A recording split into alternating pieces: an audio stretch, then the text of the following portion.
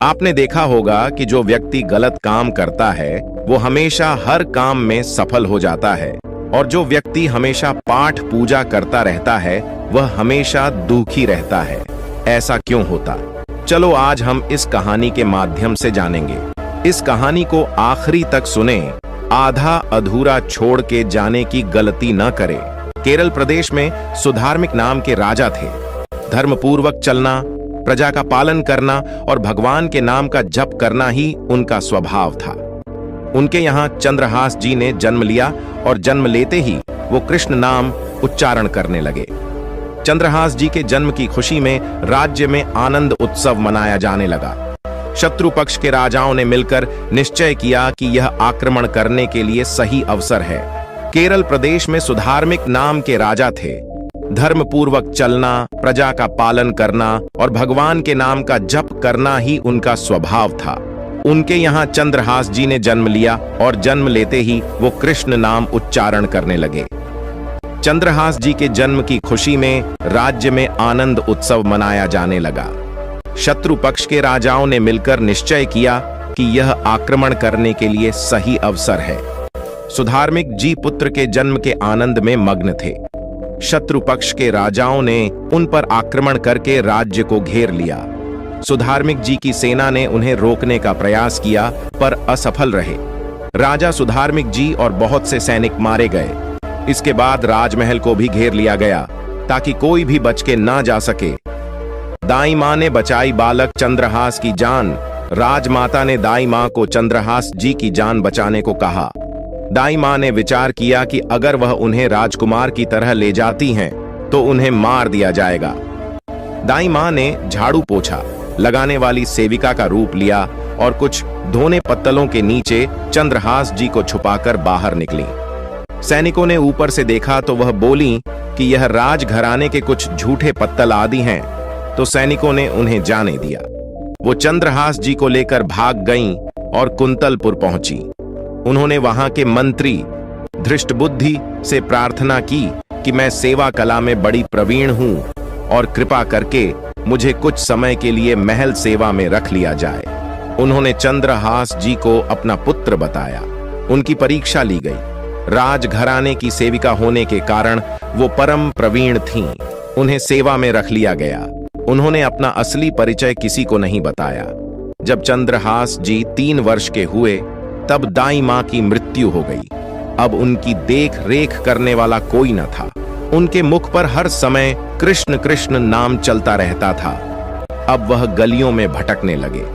उनको महल से निकाल दिया गया क्योंकि दाई मां की सेवा के कारण ही उन्हें महल में रखा गया था।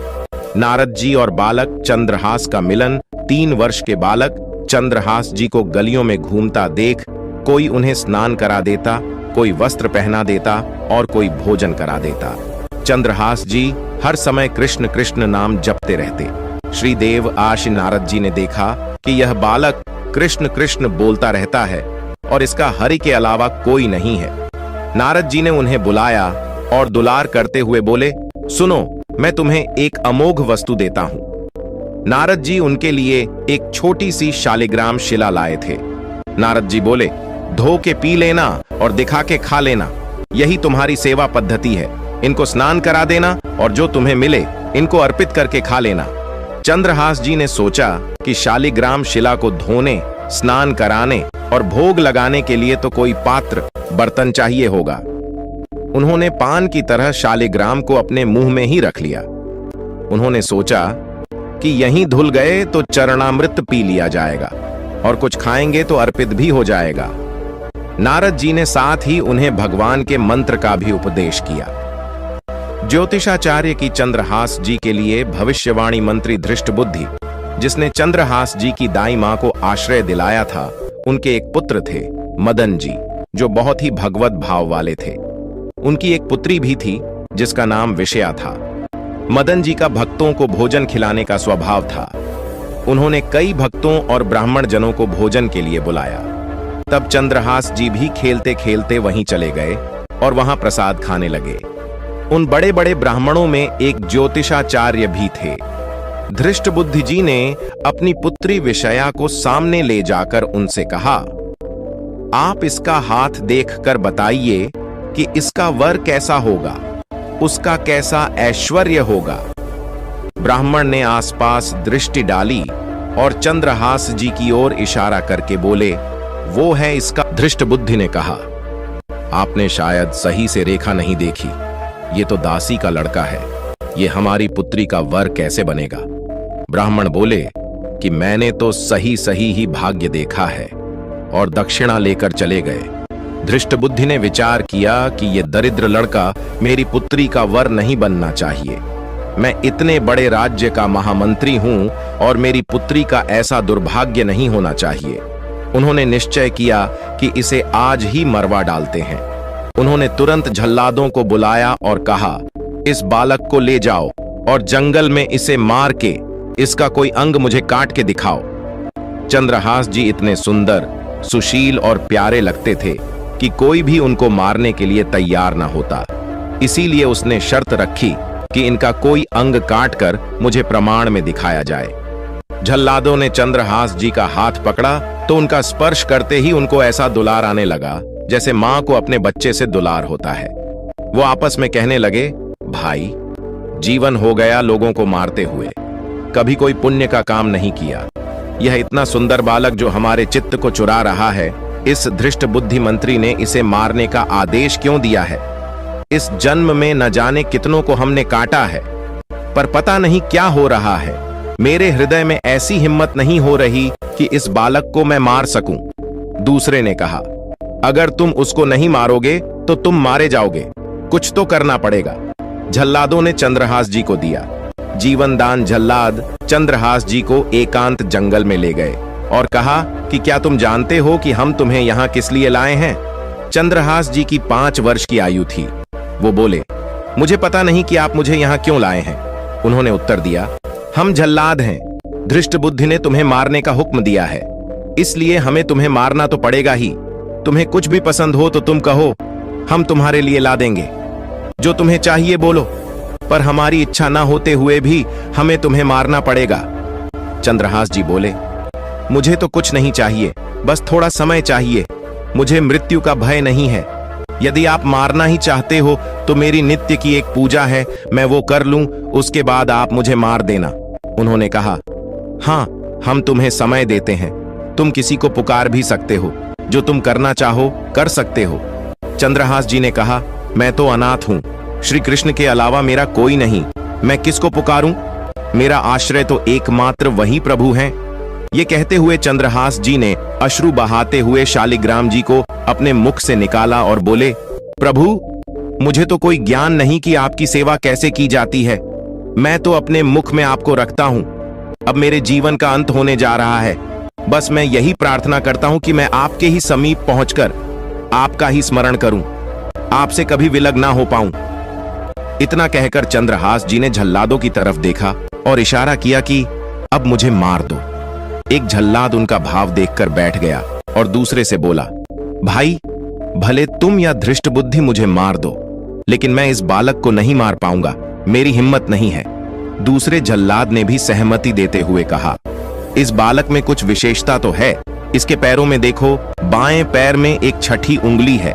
हम इसे काट के ले जाते हैं और इससे प्रमाण भी सत्य हो जाएगा कि हमने इसे मार दिया। उसके बाद कौन ही इस बालक को ढूंढेगा, यूं ही जंगल में इसे छोड़ देते हैं। झल्लादों ने ऐसा ही किया और जाकर धृष्ट बुद्धि को उंगली दिखा दी कि बालक का वध करके आए हैं। जंगल में चंद्रहास जी की जो उंगली काटी गई थी, उससे रक्त प्रवाह हो रहा था।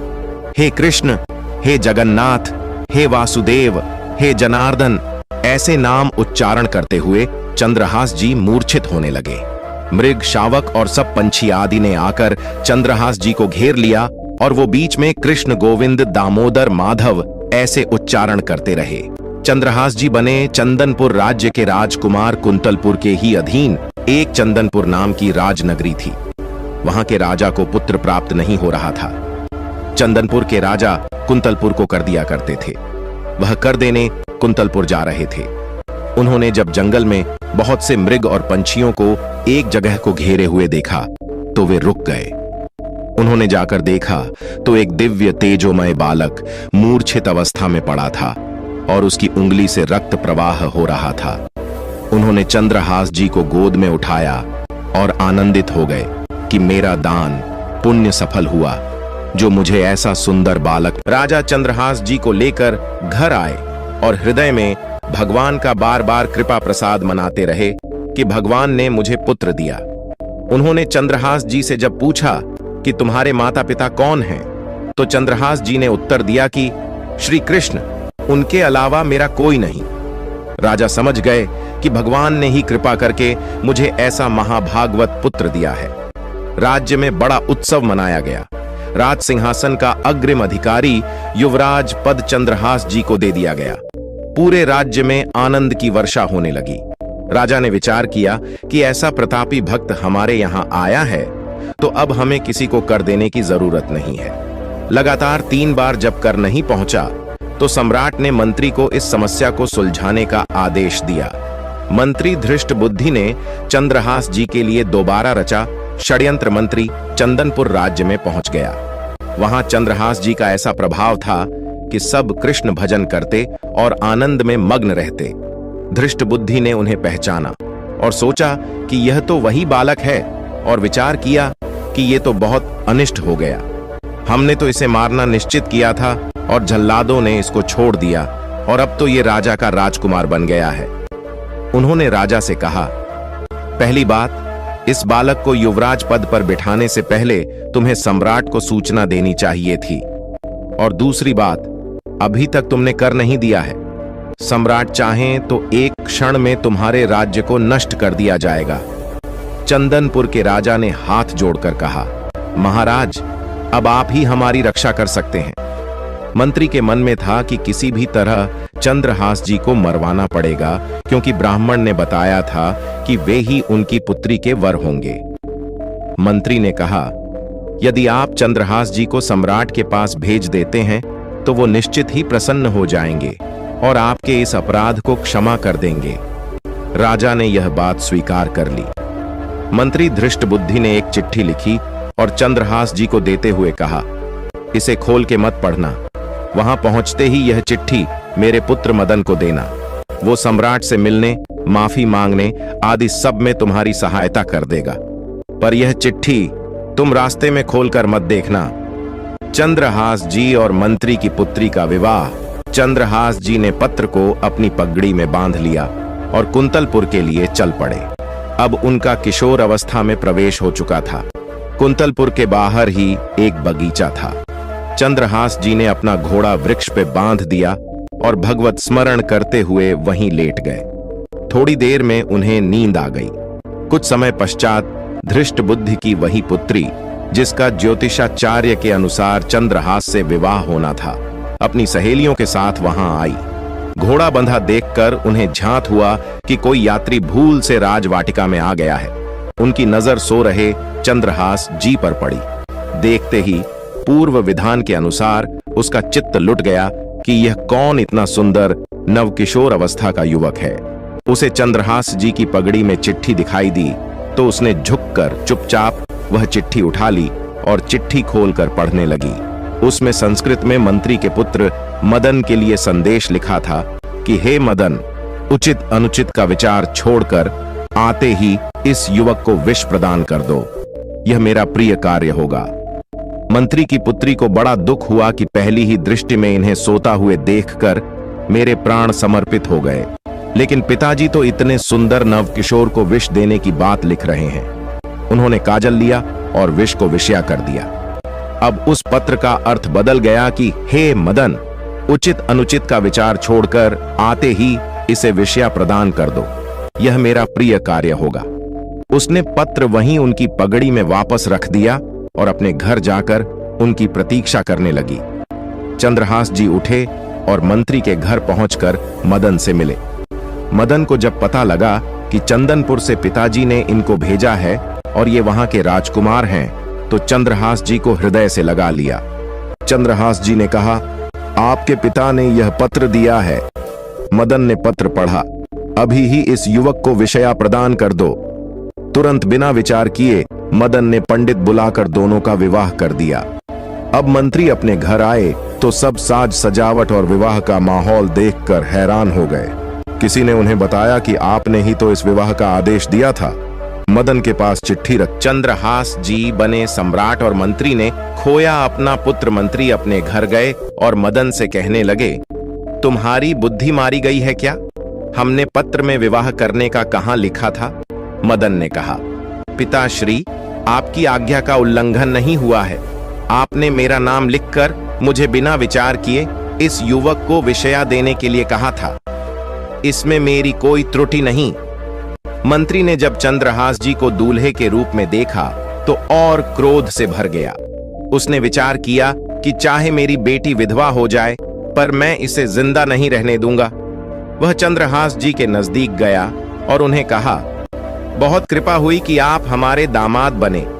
हमारे यहाँ की एक रीति है, हमारे नगर के बाहर जो देवी का मंदिर है उसमें लड़की का वर अकेले पूजा करने जाता है। आपको हमारी कुल की रीति का निर्वाह करना होगा। चंद्रहास जी मान गए और पूजन की थाल तैयार करने लगे। दूसरी ओर मंत्री ने कई बलवान सैनिकों को भेजा और आदेश किया कि देवी, पूजन के लिए जो आ रहा है तत्काल उसे काट देना। किसी भी तरह वह बचना नहीं चाहिए, अन्यथा तुम सब मारे जाओगे।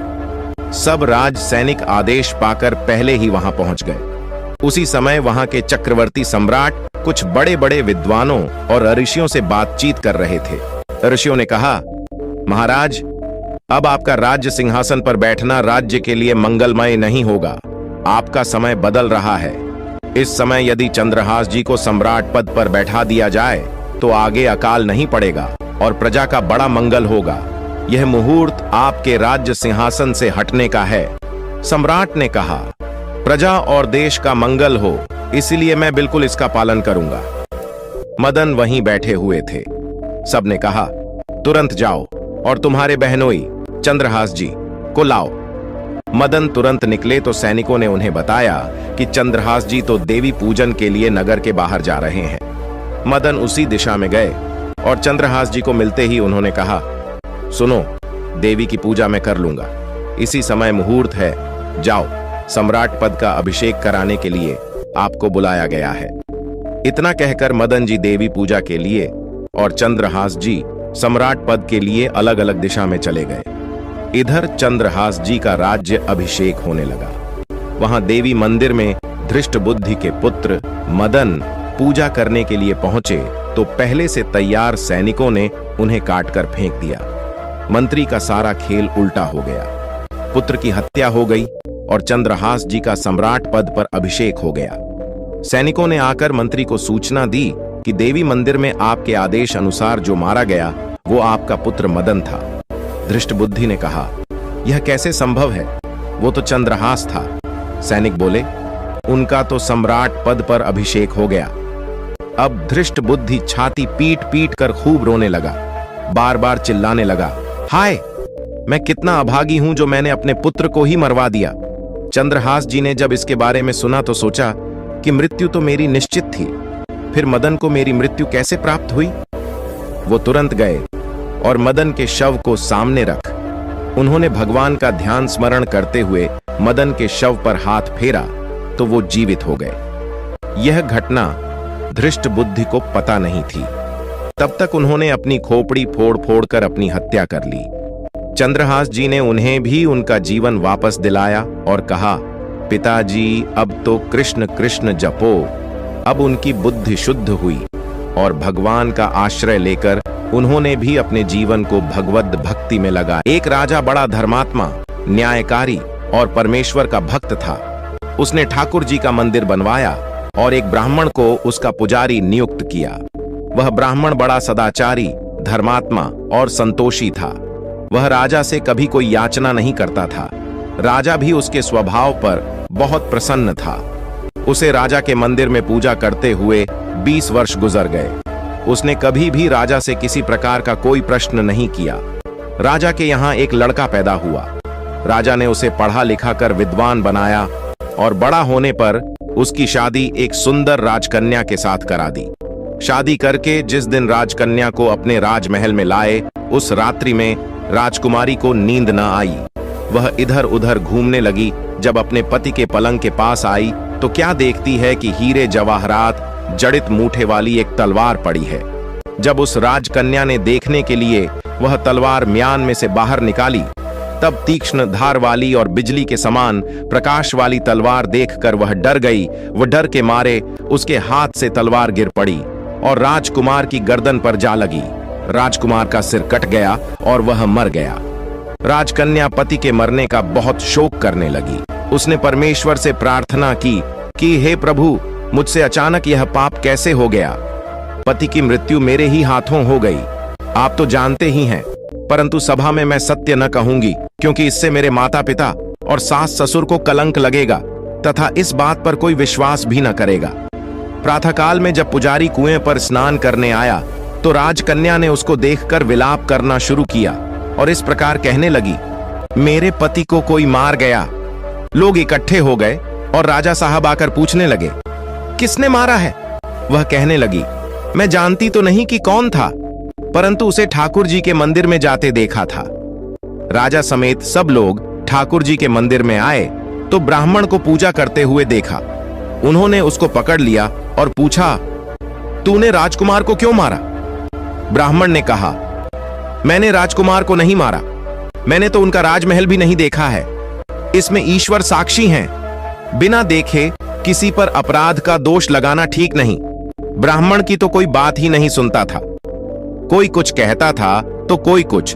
राजा के दिल में बार बार विचार आता था कि यह ब्राह्मण निर्दोष है, परंतु बहुतों के कहने पर राजा ने ब्राह्मण से कहा, मैं तुम्हें प्राण दंड तो नहीं देता, लेकिन जिस हाथ से तुमने मेरे पुत्र को तलवार से मारा है, तेरा वह हाथ काटने का आदेश देता हूं।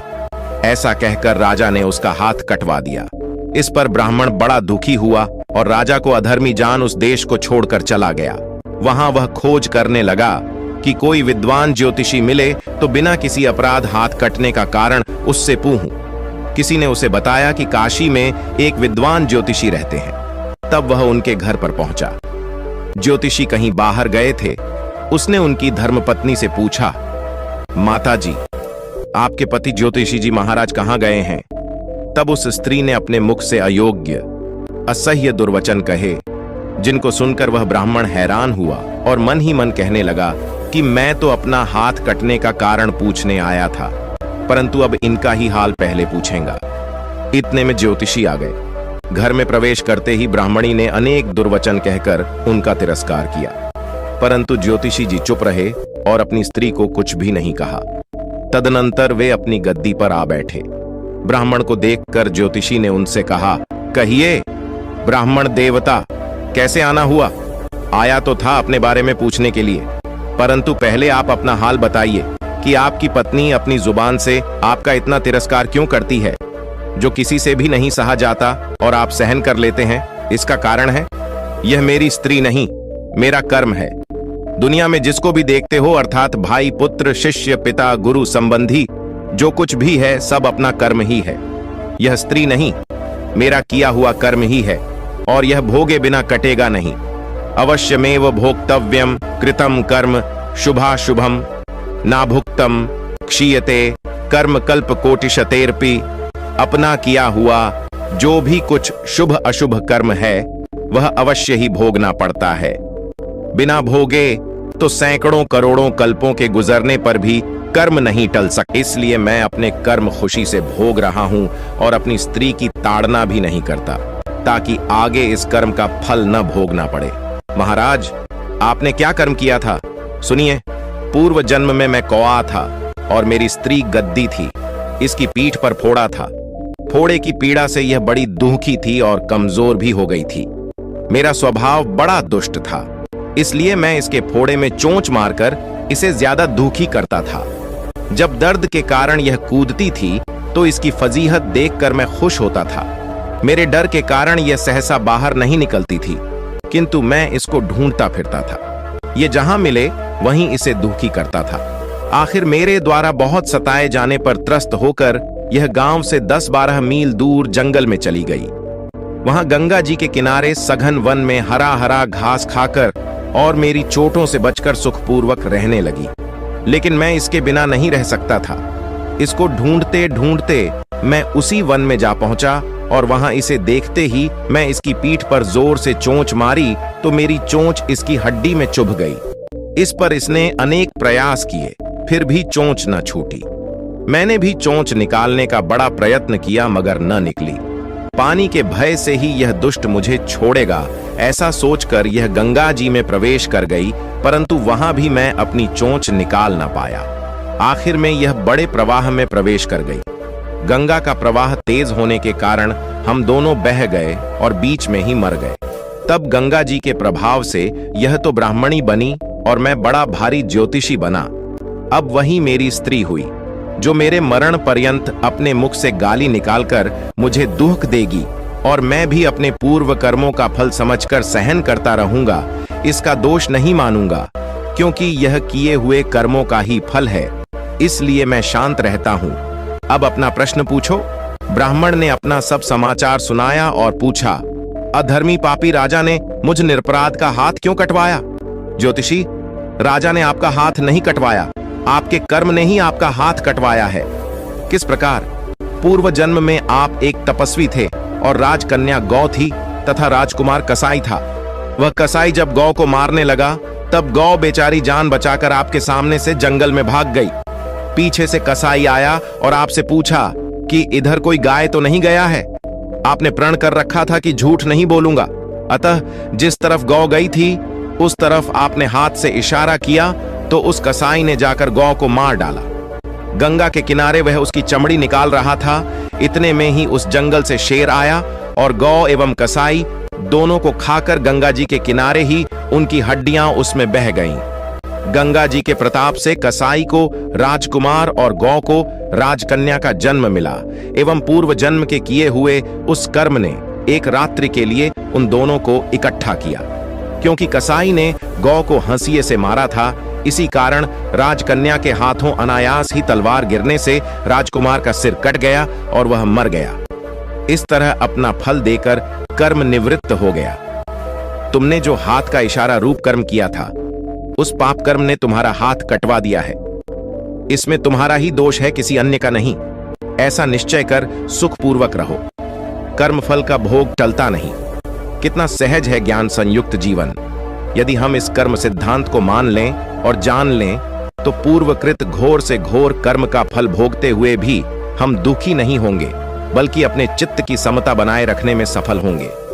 भगवान श्री कृष्ण इस समत्व के अभ्यास को ही समत्व योग संबोधित करते हैं, जिसमें दृढ़ स्थिति प्राप्त होने पर मनुष्य कर्म बंधन से मुक्त हो जाता है। जीवन में जब भी हम खराब दौर से गुजरते हैं तो मन में यह विचार जरूर आता है कि परमात्मा मेरी परेशानियां देखता क्यों नहीं है, मेरी परेशानियां दूर क्यों नहीं करता। लेकिन सुख दुख तो हमारे जीवन का हिस्सा है।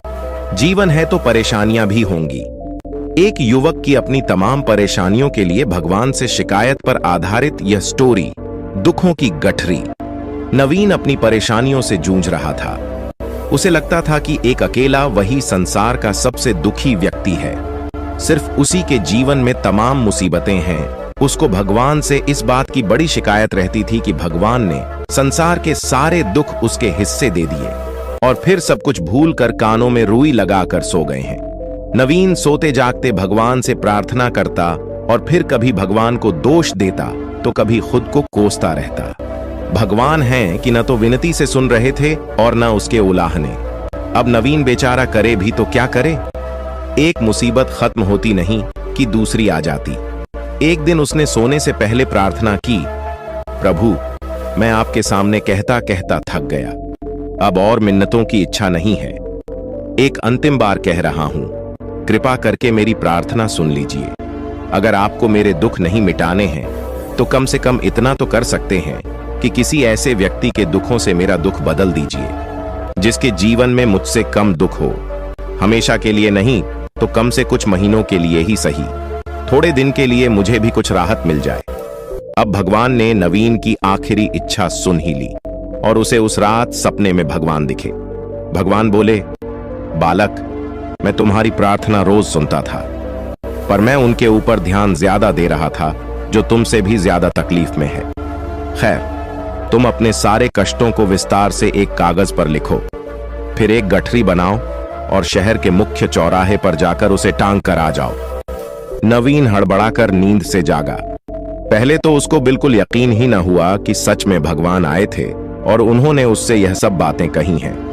फिर सोचा कि आजमाने में क्या हर्ज है, क्या पता इससे ही कोई रास्ता निकल आए। उसने भगवान के दिए आदेश के अनुसार अपनी सारी परेशानियां अलग अलग कागजों पर लिखीं। इतनी परेशानियां लिख डालीं कि सच में कागज का ढेर खड़ा हो गया और उसे गठरी में ही बांधना पड़ा। अब नवीन ने अपनी गठरी उठाई और पहुंच गया चौराहे पर। लेकिन वहां पहुंचकर चौराहे का नजारा देखकर अचंभे में पड़ गया। उसने देखा कि चौराहे पर तो पहले से ही लोगों की लंबी लाइन लगी हुई है, जो उसी की तरह अपने अपने दुखों की बड़ी बड़ी गठरी लिए आ पहुंचे हैं। आखिर यह चक्कर क्या है? सब कुछ उसकी समझ से बाहर था। अभी वह इन विचारों में ही खोया था कि तभी एक आकाशवाणी हुई। उसमें सभी को अपनी गठरी को चौराहे पर लगी अलग अलग खूंटी में टांग देने का आदेश हुआ। वहां बेहिसाब खूंटियां पहले से ही बनी थीं। सभी ने अपनी अपनी गठरी टांगी और फिर ईश्वर के अगले आदेश की प्रतीक्षा करने लगे। कुछ ही देर में दोबारा से आकाशवाणी हुई और सबसे कहा गया कि सभी लोग अंदाजे से कोई ऐसी गठरी उठा लें जो उन्हें अपनी परेशानियों की गठरी से हल्की समझ में आती हो।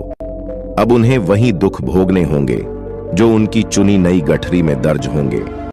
आकाशवाणी सुनते ही सभी हल्की से हल्की गठरी को लपकने के लिए दौड़े। सबके साथ नवीन भी नई गठरी चुनने के लिए भागा। खूंटियों में टंगी समस्त गठरियों को घूरता हुआ वह काफी देर तक अंदाजा लगाता रहा। अब उसे एक डर और था कि कहीं वह कोई ऐसी गठरी ना उठा ले जिसमें पहले से भी ज्यादा दुख हों। अगर ऐसा हुआ तो परेशानियां और बढ़ जाएंगी और मुझे लेने के देने पड़ जाएं। जीवन तहस नहस हो जाएगा सो अलग।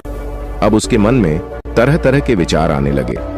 वह सोचने लगा कि कम से कम वह अपने दुखों से भली भांति परिचित तो है और उन्हें झेलने का आदी भी हो गया है। उनके लिए कुछ रास्ते निकालने की शुरुआत भी की है। शायद उसका परिणाम आए तो एकाध दुख घट ही जाए। कहीं ऐसा न हो कि चुनी गई नई गठरी में दुख और भी ज्यादा पीड़ादायक हो जाएं। ऐसे विचारों में खोया वह एक के बाद एक गठरी के सामने से गुजरता, लेकिन तय नहीं कर पाया कि कौन सी गठरी चुनी जाए। उसे यह भी डर था कि कहीं कोई उसकी गठरी न उठा ले। इसी उधेड़बुन में फंसे नवीन ने आखिरकार अपनी गठरी ही उठा ली और चल पड़ा। उसने तय किया कि वह अब इन चुनौतियों का मुकाबले पहले से ज्यादा मजबूती से करे। धीरे धीरे नवीन को अपने ही दुख दूसरों से कम होते हुए महसूस हो रहे थे और उसके जैसे ही भाव वहां मौजूद हर व्यक्ति में आ रहे थे। सच में सबको अपना दुख ज्यादा बड़ा और ज्यादा पीड़ादायक लगता है। लगता है कि वही संसार का सबसे दुखी प्राणी है, पर हमसे भी ज्यादा न जाने कितने और दुखी हैं। कितने ही लोग ऐसे हैं जिन्हें 2 वक्त का भोजन भी मुश्किल से नसीब होता है। कभी किसी की शानदार कोठी के आगे से गुजरते हुए यदि यह ख्याल बार बार आए कि जब किस्मत बंट रही थी तो वह इस आदमी से पीछे क्यों रहा, अगर आगे रहता तो उसे भी ऐसा सुख और ऐश्वर्य मिल जाता। जिन लोगों के पास साहस और हौसला है वह आत्मविश्वास की नाव पर सवार होकर आसानी से जीवन की कठिनाइयों से सफलता प्राप्त कर लेते हैं। जरा ऐसे लोगों के बारे में सोचिए जो जीवन मृत्यु के बीच झूल रहे हैं। कम से कम आप किस्मत की लाइन में इनसे आगे तो थे, स्वस्थ हैं, अपने काम के लिए किसी पर निर्भर नहीं है, अपना काम खुद करने के काबिल है। एक ऐसा ग्रंथ जो हमारी संस्कृति में बहुत महत्वपूर्ण माना जाता है, एक ऐसा ग्रंथ जिसने मानव जीवन के महत्वपूर्ण मुद्दों और दर्शन को उजागर किया है। हम बात कर रहे हैं भगवद गीता के बारे में, जिसे भारतीय धार्मिक ग्रंथों का राजा कहा जाता है। यह भगवान कृष्ण और के बीच एक बहुत ही महत्वपूर्ण संवाद है। महाभारत के महान युद्ध के दौरान जिसमें मानव जीवन, धर्म, कर्म और मोक्ष के विचार प्रस्तुत किए गए हैं। इसका प्रयोग आज भी गीता के आचार्यों द्वारा किया जाता है। इसका उपयोग हमारे जीवन में मार्गदर्शन के रूप में किया जाता है। हम श्रीमद् भागवत गीता के अद्भुत संदेश को समझने का प्रयास करेंगे। भगवान श्री कृष्ण ने गीता में कहा है कि हमें जबरदस्ती किसी को गुप्त ज्ञान नहीं देना चाहिए। श्रीमद् भगवत गीता हिंदुओं का पवित्र ग्रंथ है, जिसमें महाभारत के युद्ध से संबंधित 700 श्लोक और 18 अध्याय हैं। उस समय युद्ध के मैदान में अपने रिश्तेदारों को देखकर भगवान श्री कृष्ण ने अर्जुन को जो उपदेश दिया वही श्रीमद् भागवत गीता है। भागवत गीता में जीवन के हर उस प्रश्न का उत्तर है जो एक इंसान पूछ सकता है। जो व्यक्ति गीता को सुनता है वह जीवन के सभी दुखों, वासना, ईर्ष्या, क्रोध, लोभ, मोह आदि से मुक्त हो जाता है।